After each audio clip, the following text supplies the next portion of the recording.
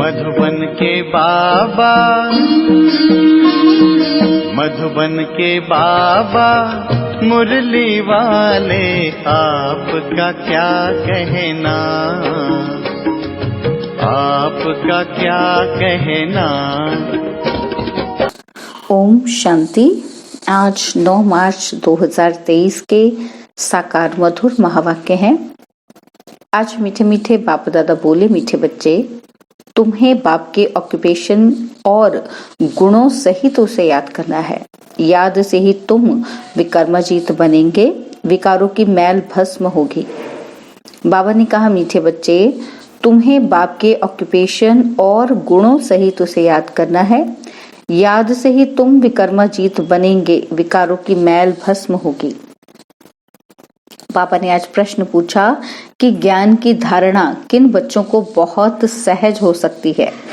तो उत्तर में बाबा कहते कि जिनमें कोई भी पुराने उल्टे सुलटे संस्कार नहीं है, जिनकी बुद्धि याद से शुद्ध होती जाती है, उन्हें ज्ञान की बहुत अच्छी धारणा होती है। और दूसरा कि पवित्र बुद्धि में ही अविनाशी ज्ञान रत्न ठहरेंगे। और तीसरा कि भोजन बहुत शुद्ध हो, बाप को स्वीकार कराकर फिर खाने से ही ज्ञान की धारणा अच्छी होती है।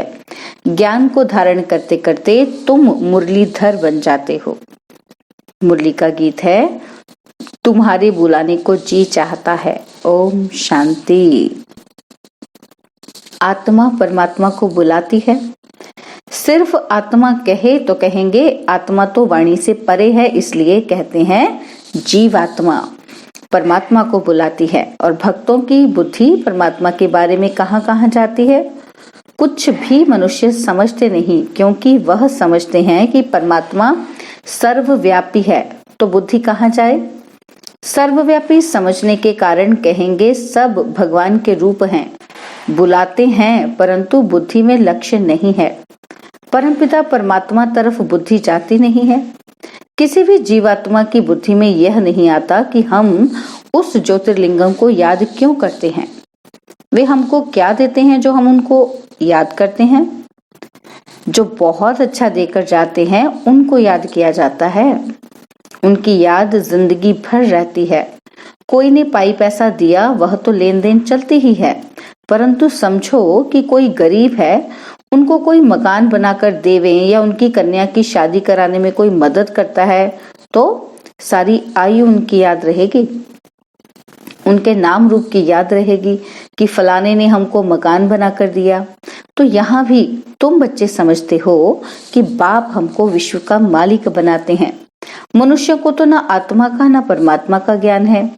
आत्मा है सूक्ष्म ते सूक्ष्म, जिसका पता नहीं पड़ता कि कब अंदर प्रवेश करती है फिर निकल जाती है।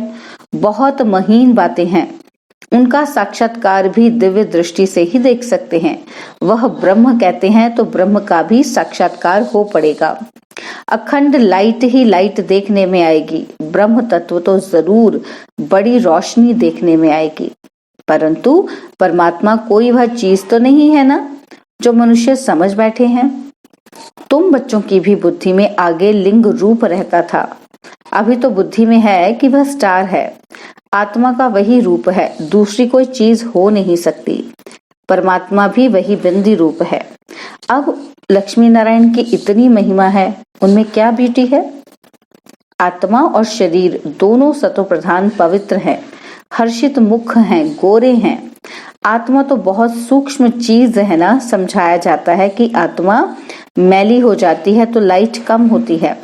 यह लाइट कम और जास्ती की भी बहुत महीन बात है। हम दीपक का मिसाल देते हैं, परंतु आत्मा उनसे भी छोटा सा स्टार है।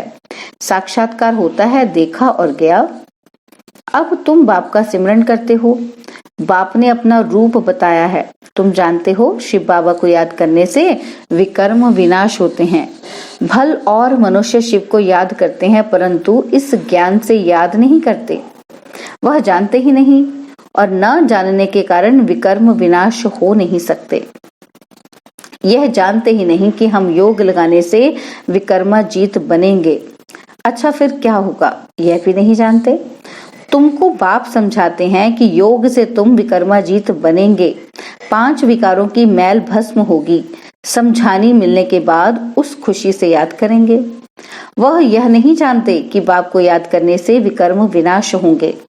अभी बाप नॉलेज देते हैं, बाकी मनुष्य तो हैं अंधश्रद्धा में, जिससे भक्ति मार्ग में अल्पकाल सुख मिलता है। अब उनको यहाँ बुलाते हैं। तुम जानते हो बुलाने की तो दरकार ही नहीं, जबकि परमात्मा को जानते ही नहीं तो फिर बुलाते कैसे। जिसको याद किया जाता है उनके महत्व को, ऑक्यूपेशन को, गुणों को जानना चाहिए। परमात्मा की पहचान कोई के पास भी नहीं है, इसलिए जन्म जन्मांतर क्या क्या करते आए हैं, कुछ भी समझ नहीं। अब बाप बैठ समझाते हैं। गीत में भी कहते हैं कि बाबा आप आकर ज्ञान सुनाओ तो हम सुनकर फिर औरों को सुनाएंगे। जैसे शास्त्रों में आटे में नमक है, वैसे ही इन भक्ति मार्ग के गीतों में भी थोड़ा बहुत है। यह गीत बाप की महिमा में है। बाप को बुलाते हैं कि आप आकर हमको सुनाओ तो फिर हम औरों को सुनाएंगे। आकर हमको राजयोग सिखलाओ और फिर हम मुरलीधर बनेंगे। मुरलीधर को ही ज्ञानी तो आत्मा कहा जाता है। तुम बच्चे जानते हो बाप तो है निराकार, फिर वह आए कैसे? अभी तो समझा है कि आत्मा परम धाम से आती है। पहले पहले गर्भ में जाना पड़ता है। जीव की आत्माएं सब बाप को याद करती हैं, परंतु उनके ऑक्यूपेशन का कुछ भी पता नहीं है। ऐसे ही सिर्फ बुलाते रहते हैं, वह आता ही नहीं। बाप कहते हैं कि मैं अपने पूरे टाइम पर आता हूँ, जबकि संगम युग शुरू होता है। संगम युग कब आता है? जब रात पूरी हो, दिन होना होता है। संगम युग आया और बाप भी साथ आया। संगम युग पर ही बाप बैठ पढ़ाते हैं। ये सब बातें तुम ब्राह्मण बच्चे ही जानते हो। बाप बैठ समझाते हैं कि मैं निराकार आऊं कैसे। यह तो कभी कोई ने ख्याल नहीं किया। अगर कलयुग के अंत में आया होगा तो फिर से आएगा ना। तो कलयुग अंत और सतयुग आदि के संगम पर आते हैं। जरूर कुछ कार्य करने के लिए आते हैं, जरूर सृष्टि को पावन करने आएंगे। तब कहते हैं कि अब आदि सनातन देवी देवता धर्म स्थापन करने आते हैं। कैसे आते हैं यह भी कोई नहीं जानते हैं। बाप को अगर प्रजा रचनी है, वह राजयोग सिखाना है, तो किसको सिखाएंगे? सतयुग आदि में तो है देवता वर्ण, इसके पहले है ब्राह्मण वर्ण, तो जरूर ब्रह्मा तन में आकर ब्राह्मण वर्ण रचना पड़े। ब्रह्मा को कहा ही जाता है प्रजापिता। अब वह ब्रह्मा आए कहाँ से? क्या सूक्ष्म वतन से उतर आए? जैसे दिखाते हैं विष्णु अवतरण कि ऊपर से गरुड़ पर सवार हो आते हैं। अब विष्णु को तो यहाँ आना नहीं है। विष्णु के तो दो रूप लक्ष्मी नारायण जो हैं, उन्होंने भी यहाँ इस पढ़ाई से यह पद पाया है। विष्णु के दो रूप लक्ष्मी नारायण ही पालना करते हैं, परंतु ऐसे कोई गरुड़ पर उतरते नहीं हैं। और फिर वहां लक्ष्मी नारायण की आत्मा कोई इकट्ठी नहीं आती है। पहले नारायण की आत्मा आएगी, फिर लक्ष्मी की आएगी। स्वयंवर करेंगे तब विष्णु युगल रूप कहलाएंगे। राधे कृष्ण बरोबर विष्णु के दो रूप हैं। छोटापन भी दिखाना पड़े ना। यह बातें और कोई नहीं जानते हैं। बाप बैठ समझाते हैं कि जब यह पहला नंबर 84 जन्म पूरे करते हैं तो हमको इनमें ही आकर फिर इनको पहला नंबर बनाना पड़े। 84 जन्म भोग जरूर वृद्ध अवस्था को पाया होगा, तो उनका नाम रखा है ब्रह्मा। इनमें प्रवेश किया है। अब तुम बच्चे समझते हो मनुष्य सृष्टि कैसे और कब रचते हैं। इस बात का और कोई मनुष्य को ज्ञान हो ना सके। मनुष्य जब कोई अच्छी नई चीज की इन्वेंशन निकालते हैं तो गवर्नमेंट के पास जाते हैं और फिर वह उनको वृद्धि में लाने में मदद करती है। यह भी ज्ञान ऐसे है कि पहले पहले बाप आया, इसमें प्रवेश हुआ, इनमें बैठ ज्ञान दिया। पहले थोड़ा थोड़ा था, अब वृद्धि को पाता जाता है। कितनी गुह्यते गुह्य बातें तुम सुन रहे हो। पहले हल्का ज्ञान था, अब गहरा मिलता जाता है। परंतु आत्मा में पुराने उल्टे सुलटे भक्ति के संस्कार जो हैं, वह जब निकले तब ज्ञान की धारणा हो, योग हो, तब विकर्म विनाश होते जाए और बुद्धि शुद्ध होती जाए। पहले थोड़ा भी ज्ञान सुनने से कितना नशा चढ़ा और भागे, और फिर कितने टूट भी पड़े। माया भी हैरान कर देती है। अब ब्रह्मा के बच्चे वह हो गए ब्रह्मा कुमार और कुमारियां। यह पूरी रीति समझाना है, नहीं तो मनुष्य डरते हैं। अब बाप को तो जरूर ब्रह्मा का शरीर लेना पड़े, सो भी बड़ा चाहिए। छोटे बच्चे में प्रवेश करेंगे क्या? कहते हैं बहुत जन्मों के अंत के जन्म में अंत में मैं आता हूँ।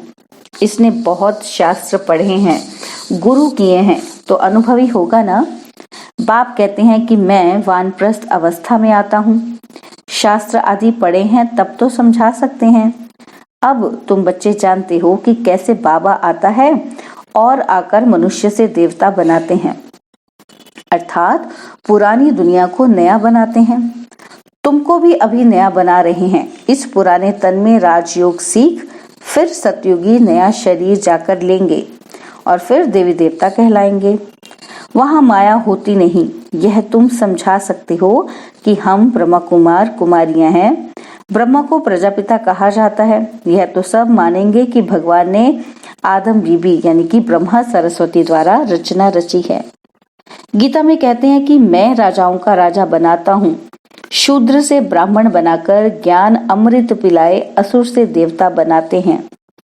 भल ये लिखा हुआ है, परंतु पहले शूद्र वर्ण से ब्राह्मण वर्ण में लाते हैं। तो तुम समझा सकते हो कि हम ब्रह्मा कुमार कुमारी हैं। ब्रह्मा है प्रजापिता। वास्तव में ब्रह्मा की संतान तुम भी हो। ब्राह्मणों की शुरुआत संगम पर ही होती है।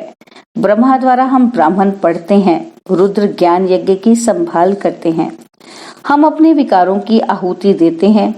यज्ञ में सब कुछ स्वाहा किया जाता है ना, तो हम रुद्र ज्ञान यज्ञ में और कोई किचड़ा नहीं डालते, अपने पापों को स्वाहा करते हैं। कोई आग आदि तो जलाई नहीं जाती, ना कोई आवाज आदि ही करते हैं।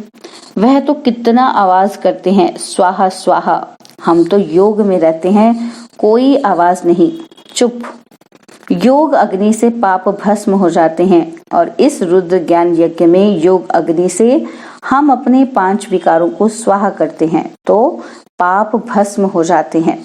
ब्रह्मा की बेटी सरस्वती भी गाई हुई है, जिसको जगदम्बा कहते हैं। उनसे सब कामनाएं पूरी होती हैं। वह अम्बा फिर लक्ष्मी बनती है। बच्चों को पॉइंट्स तो बहुत समझाई जाती हैं। धारणा भी हो ना, तो धारणा तब हो जब योग में रहें, फिर विकर्म भी विनाश हो। बुद्धि पवित्र नहीं होगी तो अविनाशी ज्ञान रत्न ठहरेंगे नहीं। बच्चों को समझाया है कि पहले भोग लगाकर फिर खाया जाता है, क्योंकि उनका ही सब दिया हुआ है, तो फिर पहले उनको याद कर भोग लगाते हैं, आह्वान किया जाता है, फिर जैसे कि साथ में मिलकर खाते हैं। बाबा तो है संपूर्ण पवित्र, हम हैं जैसे भिलनिया। हम याद करते हैं तो क्या बाबा हमारे साथ बैठकर खा सकता है? हम अपने को संपूर्ण पवित्र तो नहीं कह सकते, तो हम भिलनियों के साथ वे खाएंगे। फिर वासना ले लेते हैं। वासना लेना कोई खाना तो नहीं हुआ ना, खुशबू ले लेते हैं। हाँ, कोई 75% धारणा करने वाले अच्छे बच्चे भोजन बनाकर बाबा को खिलाएं तो वासना लायक भी हो, क्योंकि बाबा है बिल्कुल शुद्ध। वह हम पतित के साथ खाएं यह लॉ नहीं कहता। वह वासना ले सकता होगा। तो बाबा कहते हैं कि मैं वासना भी क्यों लूं, मैं तो निष्कामी हूँ। वासना लेने की नहीं है, मैं 100% निष्कामी हूँ। ऊपर जाता है, बहुरूपी बैठ देवताओं को खिलाते हैं। देवताएं चाहते हैं हम ब्रह्मा भोजन खाएं, तो बाबा मम्मा और फिर ऊपर से देवताओं की आत्मा आती है, वह बैठ खाती है। फिर भी रुचि से तब खाएगी जब पकाने वाले योगी हों। देवताएं भी ब्रह्मा भोजन की महिमा करते हैं। बाप तो कहते हैं कि मैं आया हूँ तुम्हारी सर्विस करने। हम तो तुम्हारा पूरा निष्कामी सर्वेंट हूँ। तुम भल 36 प्रकार के तो क्या 108 प्रकार का भोग लगाओ। भक्तों ने ही भोग लगाया और भक्तों ने ही बांट कर खाया। भगवान निष्कामी है तो भी ऑफर करना चाहिए। बड़े राजाएं आदि कभी हाथ में नहीं लेते हैं, उनमें भी किस्म किस्म के होते हैं, कोई ले भी लेते हैं। बाबा का राजाओं आदि से कनेक्शन रहा है ना, तो हम बाबा को भोग लगाते हैं। कामना है कि हम बाबा से विश्व का मालिक बनने रजाई लेवें। वह तो है ही दाता। ये सारी सूक्ष्म बातें हैं, भोग कहाँ ले नहीं जाते हैं। यहाँ ही बैठ बैकुंठ का साक्षात्कार करते हैं, यहाँ से जैसे कि गुम है। अच्छा, मीठे मीठे सिकिलदे बच्चों प्रति माता पिता बाप दादा का याद प्यार और गुड मॉर्निंग। रूहानी बाप की रूहानी बच्चों को नमस्ते। हम रूहानी बच्चों की रूहानी बाप दादाजी को दिलवा जान सिकवा प्रेम से नमस्ते। ओम शांति। प्यारे बाबा, मीठे बाबा, मेरे बाबा, शुक्रिया बाबा, शुक्रिया बाबा, शुक्रिया बाबा। धारणा के लिए मुख्य सार है, पहला पॉइंट है, बाप भल निष्कामी है लेकिन भोजन का भोग जरूर लगाना है। बहुत शुद्धि से भोजन बनाकर बाबा के साथ बैठकर खाना है। और सेकंड पॉइंट है, इस रुद्र यज्ञ में योग बल से अपने पाप स्वाहा करने हैं। आवाज में नहीं आना है, चुप रहना है। बुद्धि को योग बल से पवित्र बनाना है। बाबा ने आज वरदान दिया, न्यारे और प्यारेपन की विशेषता द्वारा बाप के प्रिय बनने वाले निरंतर योगी भव। न्यारे और प्यारेपन की विशेषता द्वारा बाप के प्रिय बनने वाले निरंतर योगी भव। मैं बाप का कितना प्यारा हूँ इसका हिसाब न्यारेपन से लगा सकते हो। अगर थोड़ा न्यारे हैं बाकी फंस जाते हैं तो प्यारे भी इतने ही होंगे। जो सदा बाप के प्यारे हैं उनकी निशानी है स्वतः याद। प्यारी चीज स्वतः और निरंतर याद रहती है तो यह कल्प कल्प की प्रिय चीज है। ऐसी प्रिय वस्तु भूल कैसे सकते? भूलते तब हो जब बाप से भी अधिक कोई व्यक्ति या वस्तु को प्रिय समझने लगते हो। अगर सदा बाप को प्रिय समझो तो निरंतर योगी बन जाएंगे। स्लोगन, जो अपने नाम मान और शान का त्याग कर बेहद सेवा में रहते हैं वही परोपकारी हैं। जो अपने नाम मान और शान का त्याग कर बेहद सेवा में रहते हैं वही परोपकारी हैं। ओम शांति। और अब यह एक बहुत अच्छी वीडियो भी जरूर देखें।